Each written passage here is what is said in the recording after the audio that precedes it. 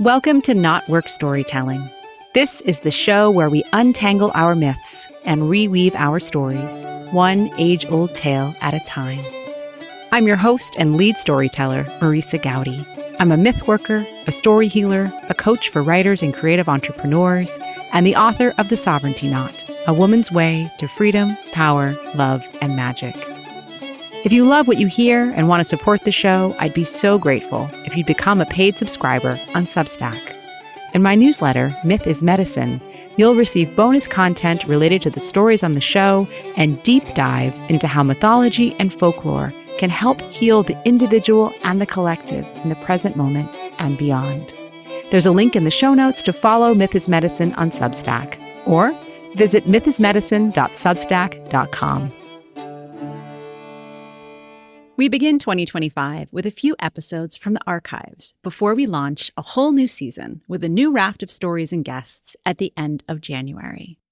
And I'm so happy to bring you one of my favorites, a re-release of a story and conversation with Royce Fitts. Royce reads an excerpt from his gorgeous memoir, Geography of the Soul, Dreams, Reality, and the Journey of a Lifetime, which was released in late 2023. I'm happy to say you can now hear the book read aloud in its entirety. The Geography of the Soul was just released as an audiobook. You can get it on Audible and on Amazon.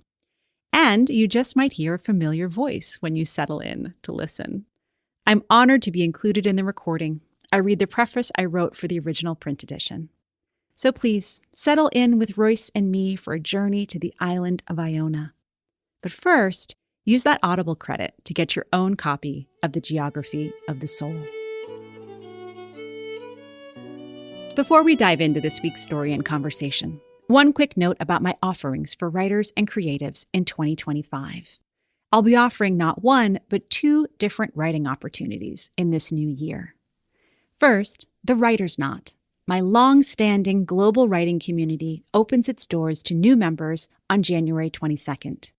This is a creativity incubator for writers seeking camaraderie and connection. Often, I describe this as a space where the mythic imagination meets creative expression. I set the scene for all of our writing practice sessions with a set of carefully crafted writing prompts that promise to help you look at your world from new angles each time. This time around, we're going to explore different archetypal creative landscapes, including the cave, the cliff, the castle, and the cottage. Each of these spaces has its own gifts and its own flavor, and each one wants to help you find a different aspect of your own unique voice. This group is ideal for you if you're feeling lonesome in your creative life, and if you're looking for a new source of inspiration in the new year. And then I'll be offering an entirely new program beginning in February. I'm calling it The Author's Knot. This intimate 10-month online program is for thought leaders, memoirists, and heart-led visionaries who are working on a book or another big project. The Author's Knot will help you to strengthen your craft, clarify your message, and truly organize your ideas so that you can bring the fullness of your vision to life. I'm crafting the Author's Knot program for folks who are declaring 2025 is the year that the book gets written. And the Author's Knot is not just for book writers. After putting out my own book in 2020, it became more clear to me than ever that there's a deep magic in investing our energy and vision into the tried and true technology that is the book. And yet, that's not the only way to communicate multi-layered, soul-deep, innovative ideas and stories. In fact, I ended up creating this podcast when it seemed that my next big thing didn't want to be a book. So perhaps you can see yourself in the Author's Knot with whatever big project wants to emerge. Applications for this program are open now, and I'm already amazed by the level of interest from people who are really ready to dive deep and commit.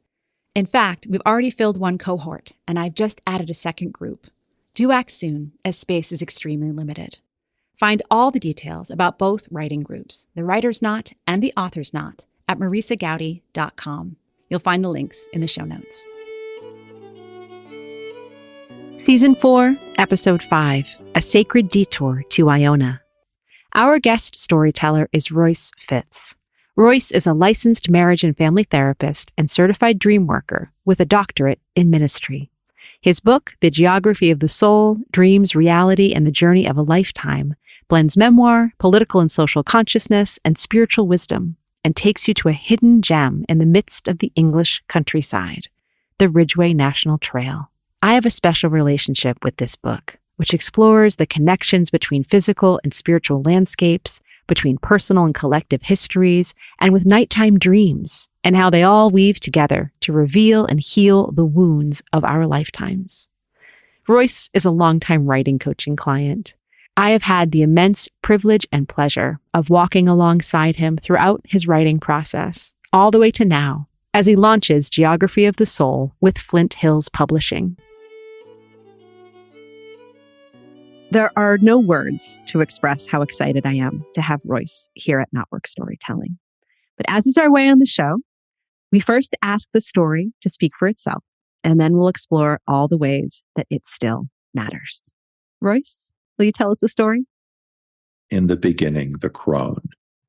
If you feel the call of Iona, then answer that call and make the journey to her. She is like a very old crone, rocky and barren and eternally loving and gentle and tough and wise. She is very old. She is very holy. There is no other place on earth quite like Iona. Like all Shambhala places, Iona shall always be. Iona is a grail-lit isle. Iona is deathless. On Iona, one finds the rainbow, which bridges heaven and earth. By Eleanor Dediger, lifelong humanitarian and benefactor. Iona, that tiny piece of Earth's crust floated from somewhere or many somewheres upon the vast tectonic plates of our planet to rest where she is now. On Iona, barely 3 miles in length, you'll find some of the oldest rock on Earth. This 3-billion-year-old rock is found almost nowhere else on the planet, and you'd have to travel all the way to Australia to find geologies that are older. Iona has played host to the beginnings of earthly time. She, this old and sensual crone, is a place of Genesis. I was compelled to meet this crone on this most sacred bridge between worlds. I felt her call. I ventured to Iona to know her and be known by her, to wonder and converse together. This most ancient of beings lured, invited me to sail to her and walk upon her rocky shore, her stony self. We joined to explore new creations, adventures, directions through uncharted waters. Together, we visited, filled with the angst and excitement of the unknown. She, this wizened feminine power, wearing the craggy face of this Scottish Isle, dreamed with me and beckoned this shamanic wanderer wizard from the faraway prairie. It's easy for me to imagine that this place of oldest rock was one of the places where the goddesses and gods first appeared, metaphorically and perhaps even literally. They sailed in on holy winds, the ruach of God, as the ancient Hebrews called it, and pierced the thin veil between worlds. The goddesses and gods touched the oldest stones, made passionate, creative love with this crone of the earth, and danced upon new sacred ground. The imagery of crone carries beautiful and powerful energies for all of us. But seeing as I am male, I cannot ever fully understand and experience her multifaceted powers as women can. I do, however, have the capacity to dream, just as do you. Among the countless graceful benefits that are gifted to us through dreaming, dreams teach us empathy for others. In dreams, the self is fluid. You may dream of yourself as male, female, young, or old, as a non-human, a bear, a puppy, a spirit, a ghost, a tree, an automobile, an ocean, or a storm. One of the most insightful approaches into the meanings of dreams comes out of Gestalt psychology, which offers that everything in a dream, every symbol, object, sound, aroma, and feeling is a part of you. Everything. And so if a female appears in your dreams, that represents an aspect of the feminine in you, just as it means the same if a male appears. Dreams offer us insights and help us build the empathy to understand the other. Despite our human imperfections, dreams are designed to feature out-of-the-box logic and transgress waking life rules. They come to expand the dreamer's vision and awareness beyond the traditional and the conventional. Put simply, if we don't grow, we die. Evolution, as Charles Darwin and others revealed, is necessary to survive and flourish. Dreams always offer to help us grow beyond our boxes toward health, more wholeness, aliveness, always. I recall a recent dream that was full of wonder and power. I am watching a confusing drama unfolding involving male adults and rowdy male teenagers engaged in some sort of threatening competition in a rural area. Later in my waking state, the area reminded me of the green countryside of England. I see a large black horse who is old and yet still tall and elegant. The teens are riding him, but then the humans disappear from the scene. Now the horse is alone, leaping over large hedgerows, plowing ahead with his feet and legs over and through every barrier that stands before him. Even though he is exhausted, he continues leaping, driven by some necessary and passionate purpose. I admire him so much. Finally, he's finished. He has accomplished his goals. The horse collapses in front of me, lying on his side, breathing heavily and lathered in sweat. I rush to him, but can't find any blankets with which he needs to be covered and to wipe him down. I know that if I do not massage him and wipe the lather off, he will lose circulation, go into shock, and die. I use my hands to do the work, deeply rub him, not caring about the messy lather or anything else. I intuitively know this will heal him, and I feel relieved. He will be okay. He will recover. He has much more work to do, more to live for. In dreams, we shapeshift. In this dream, I am an elegant, tall, black steed, exhausted, tired, and passionate. I am shaman, minister, and elder. Sometimes I'm tired of my many years of service, mistakes, accomplishments, dreams shattered, and dreams fulfilled. Often I am unaware of my own exhaustion. And even when I feel its weight, I am strong and I can feel the power and energy of leaping ahead over and through the hedgerows of life and its callings. The dream tells me the truth more than I know and care to know about my aging, exhaustion, and someday death. And the dream informs me, confirms the truth of my wizardly creative powers. On Iona, enthused and exhausted from the journeys of my life, I needed to meet that old sensual crone. I needed to be reminded, inspired to embrace my own male elderhood.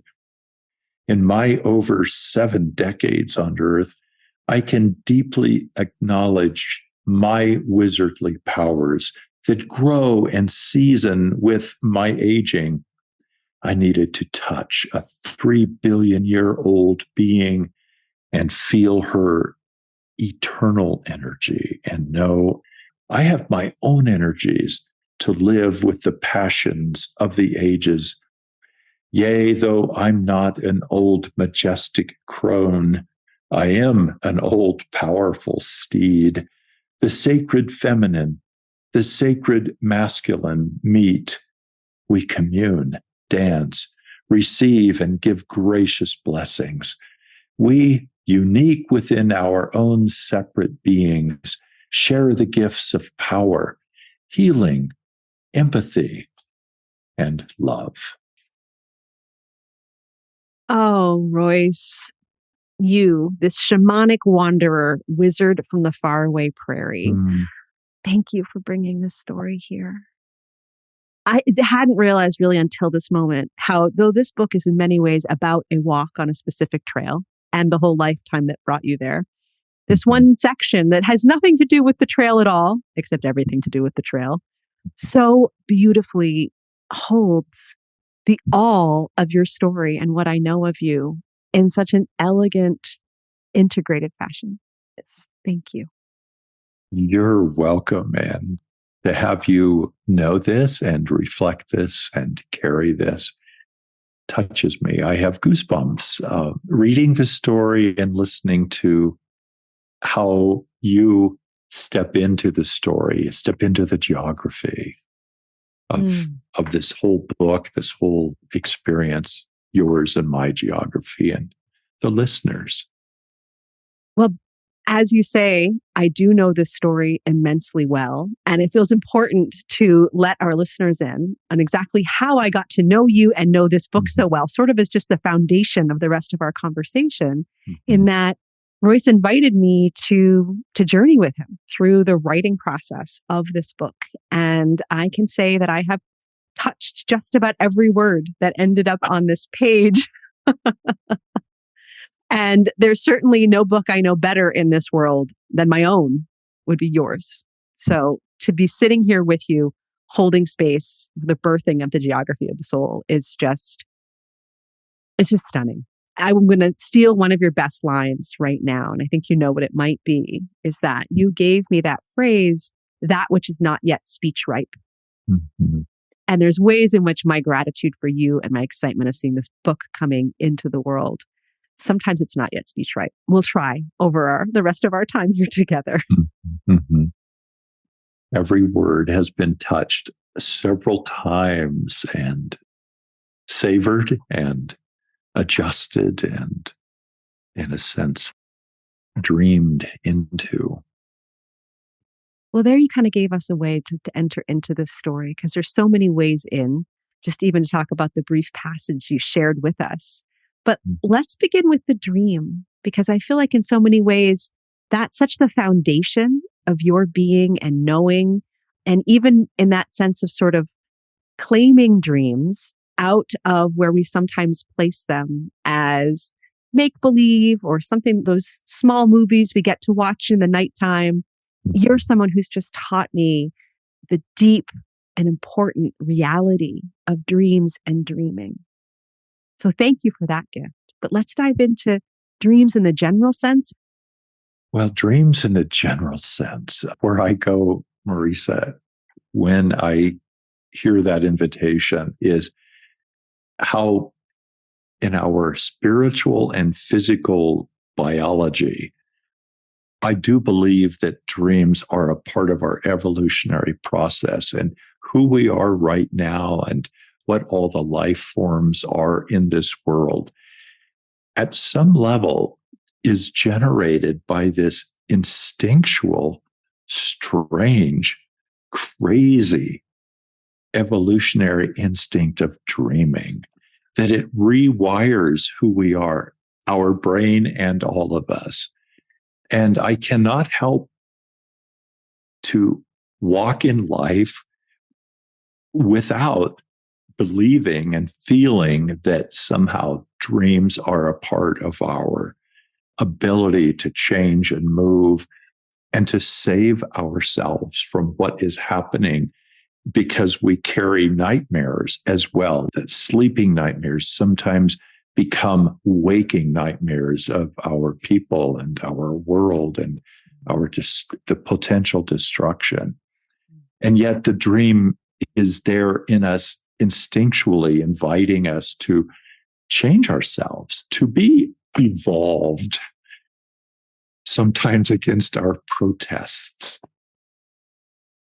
And therein lies so much of where your work is that as you speak of the soul and you speak of the spirit and you take us to the vast geological time of Iona moving across the planet and really personifying her and meeting her as crone, you also continue to ground us into the shit of the everyday that is just as real, but not more real than this whole soul's journey that we're on.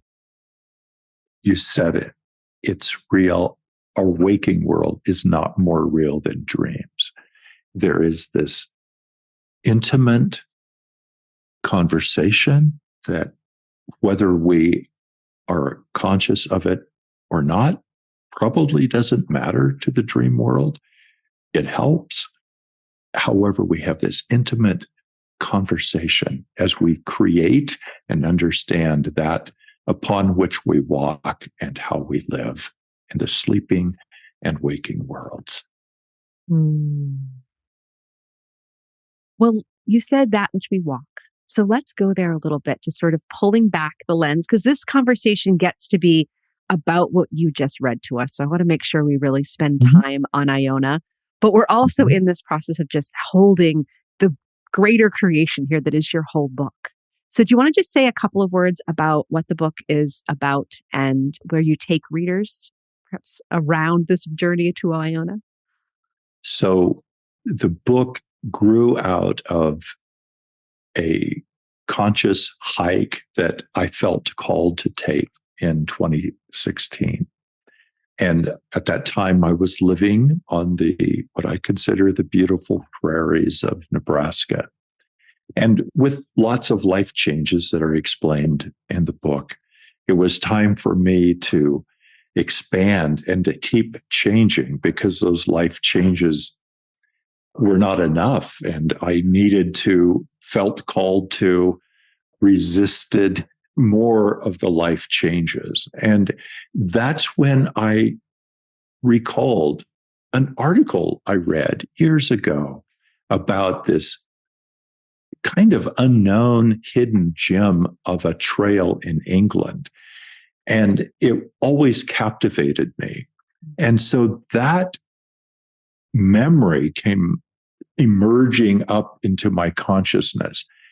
And it was like, okay, this is one of the ways that I'm going to really be out of the box, because dreams do, the crazy scenarios that happen inside of our nighttime dreams show us that the dream doesn't really give a crap about convention in order for us to grow and change and expand, because our ego, our conscious self, is ruled by anxiety and fear and safety and all that good stuff.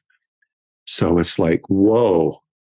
Then, long story short, I did my homework a bit and traveled to England to do this hike. And the hike is on this old trail, and it is called the oldest road in England and Europe. And just that fact captivated me. Like, how does that exist? And it emerged after the Ice Age and began to be used by animals, pre-humans, and then eventually by humans. And it traveled all the way across England. And before the English Channel existed, it traveled across Europe. It's like, wow, what a road of wonder, and what a road of history, and what a road for Royce, and what a road perhaps for others. And I wonder what memories the road holds of earth and sky and sea and evolution of all of our life forms. So out of that, then, this unlocked more roads for me to explore. And that's where, on this road called the Ridgeway, I met some people who were from Scotland. And one night, as I was preparing to leave the next morning, having stayed at their bed and breakfast, I just said, "You're from Scotland. I'd love to go." And so we whipped out some maps, and Iona, that I had known about probably 25 years prior, stood out to me on their little map on their library table. And it was an instant, oh, I'm going there. I'm going to her. That too was my calling, to touch the craggy face of Scotland and Iona. So I'm going to her. I love that. Did you know consciously going to the island that you would feel this sort of sacred feminine presence? Do you remember if that was something you had read about before, if that's something you experienced and then later found the beautiful passage by Eleanor that starts what you read? Do you remember? So this is a yes and a no, and both are true. When I first heard about Iona, as I said, probably 25 years before, she was not a she. She was a location, a piece of something that I'd never heard of before. And yet that night, in this bed and breakfast home with this lovely couple, I know that something got personified as a being. Because it's like, if you look at a map of Western Scotland, you'll see all kinds of craggy islands. And yet when I saw her, it's like, there's no other choice. I felt drawn. So I believe at that moment, pre-consciously at least, she became a she. Oh, I have tears in my eyes, somehow you describing that. And, you and I have spoken about the fact that you are the only male on this season of KnotWork Storytelling. And I'm so honored and vulnerable at the same generally, moment, so. And that's exactly why we love you so much, Royce. But generally speaking, men have been rare on the airwaves in KnotWork Storytelling land, just by the way things fall. As they should be, from everything I understand. No, and I mean that in love and admiration. Yes. All of this being true. But as part of that, it felt interesting to recognize this particular season of the show was really organizing itself as a herself, as really having, I think I described it in one of my first show of the season, that this season had to unabashedly embrace the divine feminine. Mm-hmm. And in fact, really even be with the dark feminine, not necessarily all war goddesses, but the sense of that which is hidden and that which is concealed and that which is part of the mystery. And so it has just become more and more apparent, as everything about this particular season of the show, especially, was that you needed to be here. And especially because you so consciously came to what was once a location, what has always been a goddess in the ocean, as very consciously knowing you were having an encounter with that ageless, eternal crone, and that you came as male, you came as man, you came as a human into this really divinely blessed space. Yeah, that's very well said. When I began the journey from Oxford, actually, after the Ridgeway hike, and took that train, I knew I was on another level of a stravag, another level of a calling that I felt afraid and excited and knew I was going to be immersed in a lot beyond me. And when you mentioned the sacred feminine and how necessary and vital that is to explore, I had at some level my own awareness that I was venturing into an area that I don't know that I felt worthy of in that sense, because the creation of Mother Earth and the goddesses and gods and the metaphorical poetry of all of this that seems to be taking place for eternity on Iona. Who am I as this guy, this male, this farmer kid, prairie wanderer, to venture here? And this is where also I began to reclaim my own sense of masculine, God-ish energy. And so this was a beautiful coming together, I am saying this respectfully, of two divine energies touching each other, equal, and embracing each other for the good of the universe and for our own healing and expansion. Yes. Oh, gosh. I want to just play that on repeat for a while. And I so adore the way that speaks to something that I think that's often missing in this quest to revive, to reclaim, to embody the divine feminine. And I've said this facetiously to friends before. It's like, it's funny how so many women want to be a goddess. And I have my own questions about that. And yet, very few of us want to actually be in relationship with a god. That is not part of the languaging we use. And that in and of itself shows multiple layers of our modern day toxicity, all of the ways in which power differentials have been goofed up and mixed up, and we've denied our own inherent divinity as both masculine and feminine. But in hearing you describe it, it feels like that very necessary but often missing piece of this sense of, in our search to name and reclaim the divine feminine, it is always also has to be that reclaiming of what the divine masculine might be, and that it can be and must be embodied. So thank you so much for just offering us that. And you're welcome. And we live, our world is so effing wounded with how we view feminine, how we view masculine.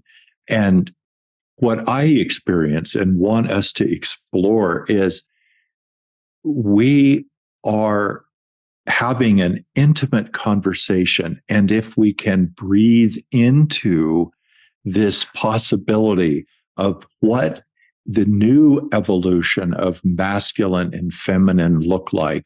So we are not either or. We have intimate conversation.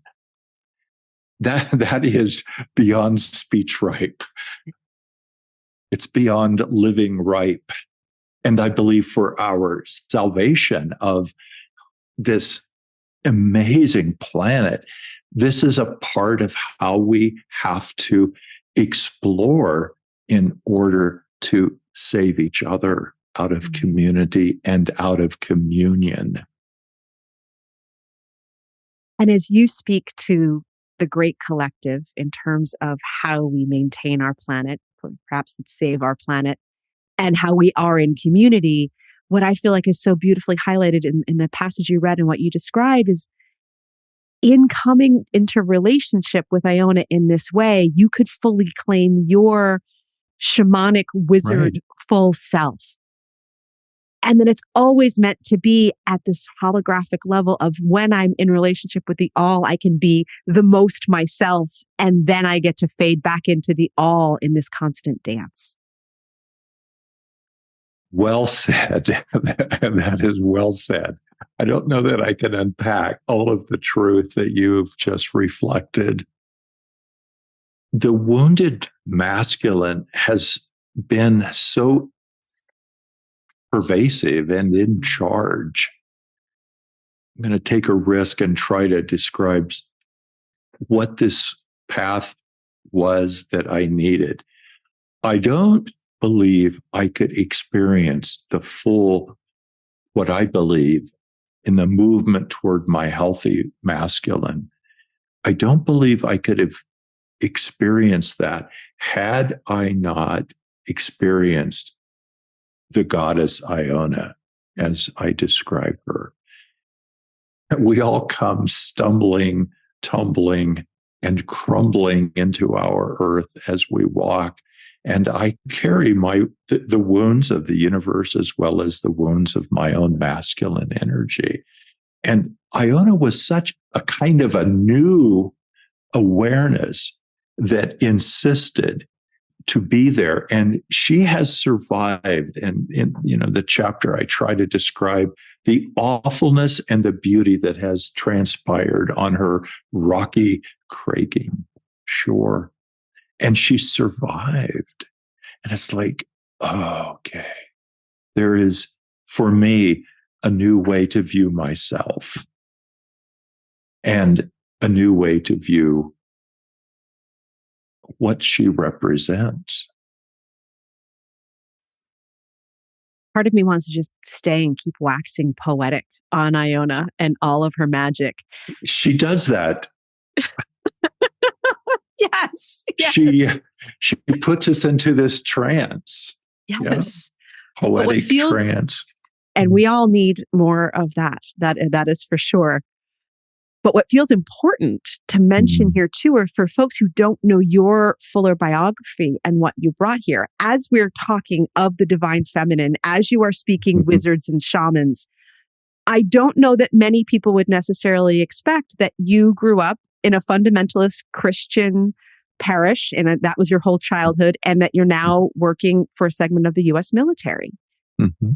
These are not the pieces that folks are thinking they're hearing. They're thinking you were born on a hippie commune, and your actual given name is Rosebud Moondust, and that you just were hatched this way. I'm going to write that one down. Yeah.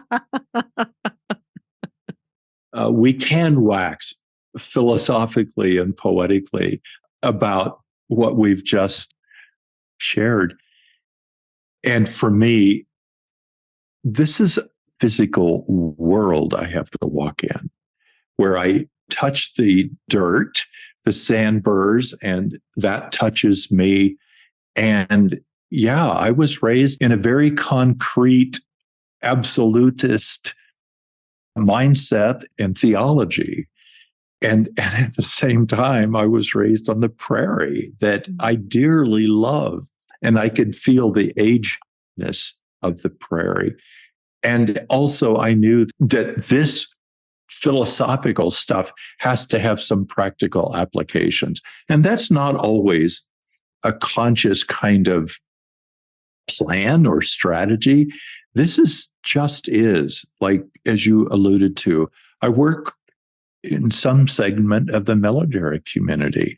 I'm a military family life counselor. I walk every day, as I did this morning, into what I consider our shadow world. In part, we have many shadow worlds in our culture and in our nation, many wounds. This is where I have been called to walk. And it causes conflicts in me literally every second. When I am moving around, having little conversations, big conversations, deep conversations, nothing conversations, when I'm in this military world where destruction where death is often the primary goal for training. And it's like, how do I talk beauty and grace and evolutionary change when this is a part of our world? This is a part of my world. I'll stop there for a second. I have to catch my breath because it's heavy. This is heavy stuff. It is. And you write a lot about paradox because you know it in a way that I don't think I've ever met many folk before who know paradox the way that you do. And I love that you have a phrase for what you bring to these various bases and posts in the U.S. military, and that's subversive compassion. Yeah. So before I started my stravag into England, and I had a rather basically conventional life as a psychotherapist and pastoral counselor in the world, I didn't think a lot about it, but I had a good philosophy, a good theology of what paradox looks like. When I said yes, though, to move into military world, to try to be this molecule in the side of this megaverse of potential and very real destruction of who we are, I felt the paradox. I didn't seek it. It was in my face. Every moment I'm there, I feel the paradox, the yin and yang of who we are as humans, the awfulness and the beauty, the healing and the destruction, all at the same time. I live paradox. And over the years that I've done this may sound strange, I learned to accept and even welcome the pain of the paradox, of holding both the yin and yang, the light and dark. And what I also believe is this is not just Royce. This is how all of these humans who are in this environment carry some version, probably very unconscious because of their training and whatever their aptitude is. We all carry this yin and yang of light and dark and destruction and healing. And so, yes, my goal is to carry compassion. And I can't go around hugging people and saying, I love you. It's like this is subversive. And this is okay. And at some level, there is a beautiful unfolding that occasionally happens where we all can see, yes, healing and the possibility of change and hope in concrete ways can exist. No guarantees. That's the another scary part. Yet, this is what I do. Somehow, the image of the plates of the earth rubbing together is what comes to me when I think about the way, and the way that you hold the paradox of light and dark and of the military industrial complex and the entire complex of the heart and dream. And I feel like you sort of, in that friction, you feel the burn of it and it gives you the energy at the same time. Yeah, you're saying it so well. I feel the burn of it and it gives me the energy, that friction. Yeah. And I didn't know this 10 years ago in the way that I know this now. And that friction of the tectonic plates of life and earth and destruction and possibility of healing. Yes. The burn. Yeah. And somehow this reminds me of the fact that the chapter from which you read is actually called Sacred Detours. And it seems as if, perhaps as we look at every part of our conversation today, every element of this conversation could have been a sacred detour. Because what did we come here to talk about? I don't know, story, Royce's story, Iona. And yet we know that it's always about the all. And I feel like there's just something that I've certainly learned from you, of us getting together and chatting over, gosh, what is it, 6 years we've known one another now? In terms of how many sacred detours, like in writing the book, like it's like, well, this is a book about a hike, but it's also about this, and it's also about that, and it's also about this and this and this and this. And then ultimately it becomes this fantabulous Celtic knot, for lack of a better term, of sacred detours that come together to make a memoir, but to make a life. A couple of years ago, or longer perhaps, in the writing of the book, and as you and I were working together, and my calling to write and my struggle to write, and holding this friction, as you described it, this burn. And there was a time, probably 1,000 times, when it was like, I don't know that I can actually do this, share this.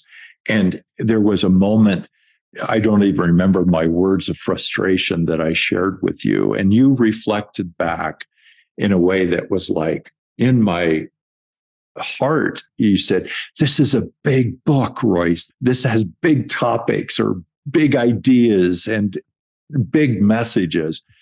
And when I heard you say that, I had this deep sigh of relief, like, oh my God, Goddess, I'm heard. This is true. And in the energy with which I heard you reflect it back to me, this is okay. This is what this is about. This book, this story, these many stravagues in various aspects, these detours, these sacred detours, these planned steps, all need to be shared. That really transformative moment when you recognize that the thing you're creating is both much, much faster than you ever had allowed yourself to imagine, and yet is also something that can be accomplished word by word and page by page, and will become a thing that can be held in someone else's hands. And I feel like there's some sort of poetry here, in the sense that we're talking about a very small island. This is a very tiny piece of 3 stone. miles-ish. Yeah. Right. And we didn't even get to touch on the history, at which you do in your chapter, the history of all that has happened on this little sliver of land. But it just gives me this sort of sense of I think one of your sections actually is called Earth as Poetry, but it's sort of the poetry of the size and scope of the human heart and of the human spirit and of the much more the cosmic spaces, and how we distill it to one word, and how it's a vision as vast as a lifetime and as vast as the universe.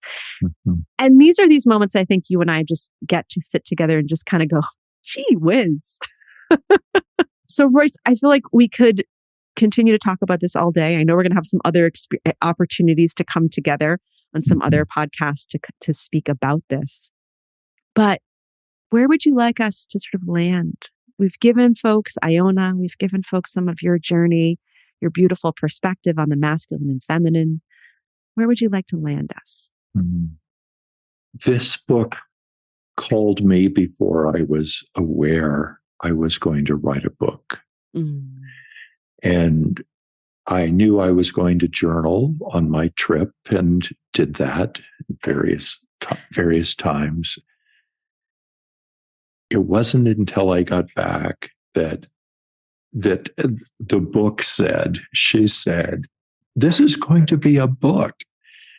And I have other ideas for books that were, more or less on the front burner. And what I understand about the why is that the sharings, the vulnerabilities, the compulsions that I explore in this book is an invitation for the reader to do their own stravag.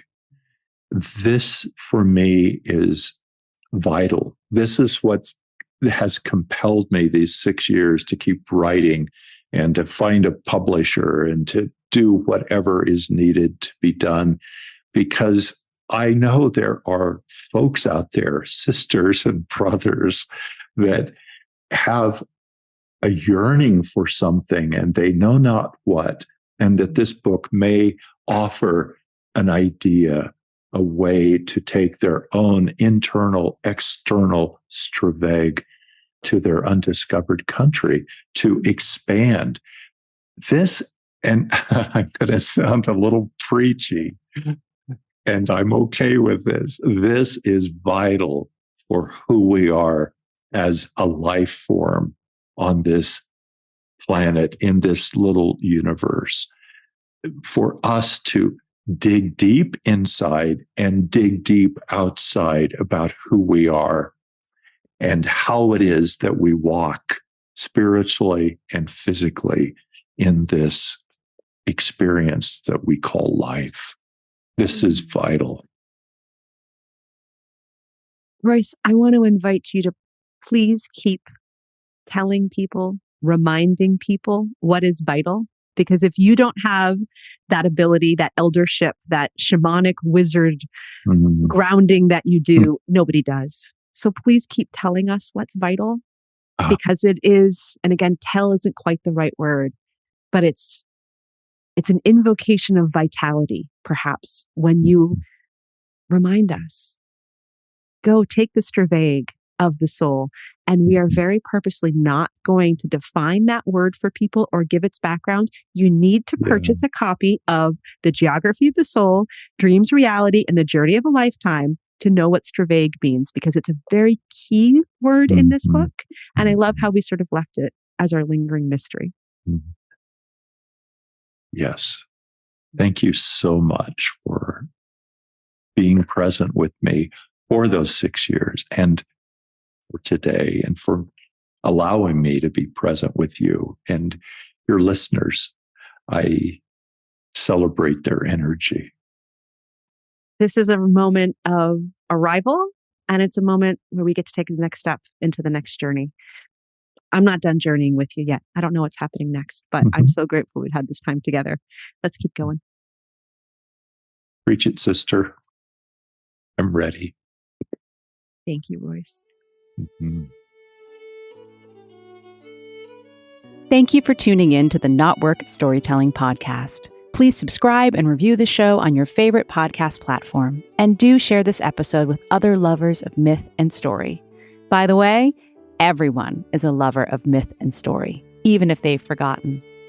Creating this show is a labor of love, and your support will help me continue to craft and share stories through season 3 and beyond. Please consider becoming a paid subscriber over on Substack, where I'm writing and creating additional audio magic with my newsletter and content hub, Myth is Medicine. You can find out more about my writing, my book, our online creative community, The Heroine's Knot, as well as how to work with me as a coach at marisagowdy.com. Music on the show is by the wonderful Beth Sweeney and Billy Hardy, a Celtic fiddle and multi-instrumental duo based on Cape Cod, Massachusetts. The traditional reel we play at the start of the show is called the College Groves. Find out more about their music and shows at billyandbeth.com. Gratefully, I live, write, work, and record this podcast on the ancestral lands of the Munsee Lenape tribe, whose name means original people.